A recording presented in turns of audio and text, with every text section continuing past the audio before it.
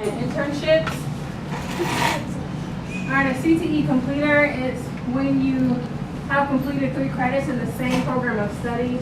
Did everyone get one of these sheets? Does anyone need any?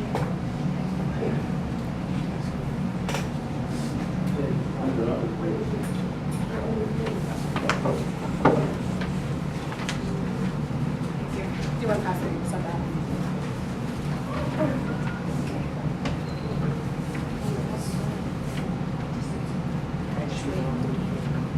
What programs of study can you be in to be a completer, and what classes you need to take in order to be a completer? Okay, on your course catalog, it'll be on the very next page. It'll let you know.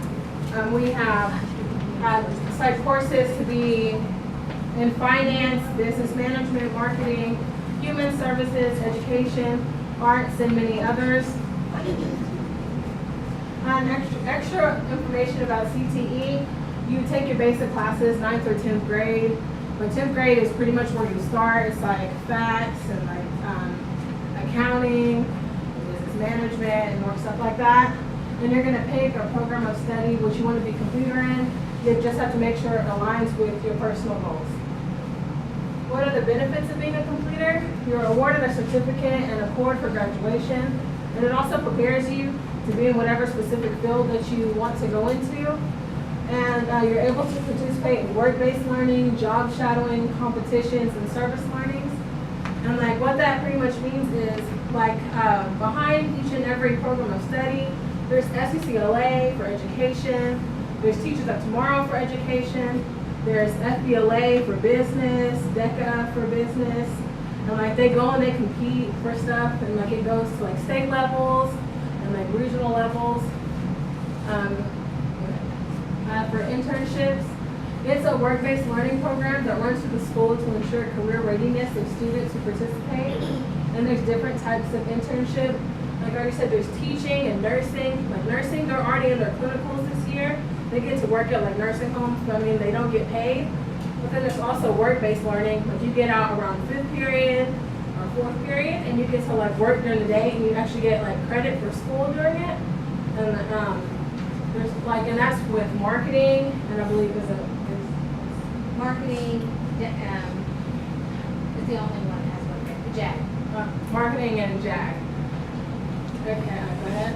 The guidelines for internships: you have to have your own transportation, and it's either 1st period or 2nd period, or it's 7th period and 6th period. My bad, 6th period, 7th period. Sorry. And the benefits, you get job experience, and it looks amazing on your college application. Like I already said, for nursing, they're already doing their clinicals. For Teachers of Tomorrow and like teaching, you get to go to like the elementary schools or like the junior highs. You've probably seen some Northside or Southside students at your schools, like just walking around, like following your teacher during the day, like getting teaching experience. And then there's real estate. You get to learn that, but I mean, you don't get to get paid. But I mean, it does look good, and you'll be like one of the first people that they actually do hire. Yeah.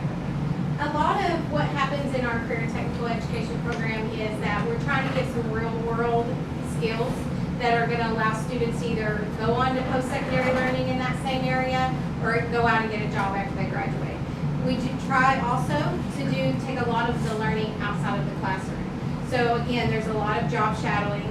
There is some work-based learning, and there's a difference in work-based learning versus internships, but they're both part of the career technical education programs. One of them means that you actually have a job and you're getting paid. Like if you're in marketing, for example, and you work out at the mall, you can leave school early, go to work, and you get high school credit for that. That's an actual job. Internships are where you go 1st and 2nd period or 6th and 7th period, and you go work every day, but you're not getting paid. You get high school credit for that, and you get that true learning environment. So if you study business finance at Northside High School, you take certain classes in accounting and finance, and then you might internship at a bank, where one day you might work with the president, and the other day you might work with a teller, and you get to see and learn the whole field. And so we are trying to give more experiential learning as high school students prepare for life after high school. That's the goal. All of the programs of study are listed on your handout. There are probably 30-something of them. actually college credit, which is the WOTC. So anytime you see WOTC by there, the LPN, the nursing, is all WOTC. WOTC means that students leave school here for half a day, and they go out to college. We pay for those college classes for them, and they can become a CNA, which is a certified nursing assistant, or they can even get their LPN license as they graduate from high school at the same time, which is extremely valuable in the workplace right now. So that's opportunities as well. So all of the programs look a little different, but they are all based on whatever goals you guys have as students and learners. So do you have any questions for us? Well, this transition from 9th to 10th is probably the most important one when it comes to choosing classes for career and technical education, because it's basically when it starts. An example is construction. We teach construction here at Northside High School. The foundation class is for 10th grade only. So if you're interested at all in construction, architecture, anything in that area, you start in the 10th grade, and then in the 11th grade you take carpentry, and then as a senior you do higher level. You might take electrical, plumbing, and do internship. That's when it gets very real, is your senior year. But if you didn't sign up for that foundation class in the 10th grade, you're out of luck in the 12th sometimes. So we really want to think long and hard about which of these programs would be best for you. And they're not mandatory, but they're definitely beneficial. So we hope that we've given you information tonight that helps you make some choices.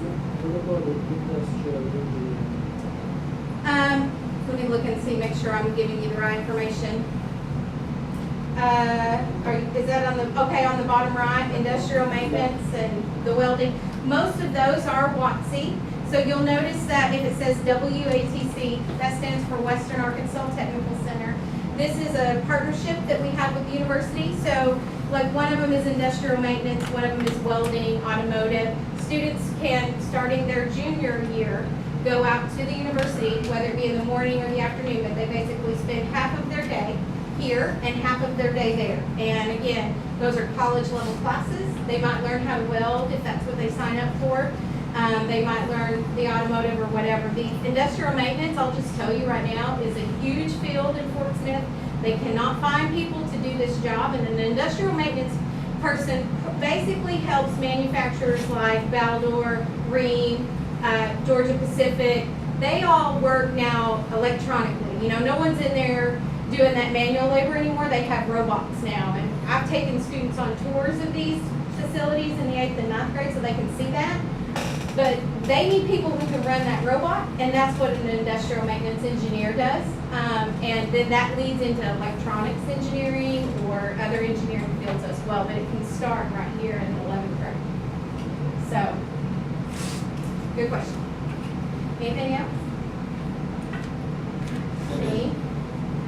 Oh, good. We finished 3 minutes early, so y'all are welcome to stay and ask personal questions, or you can pick your next rotation. Thank y'all for coming in here tonight. We hope we were helpful.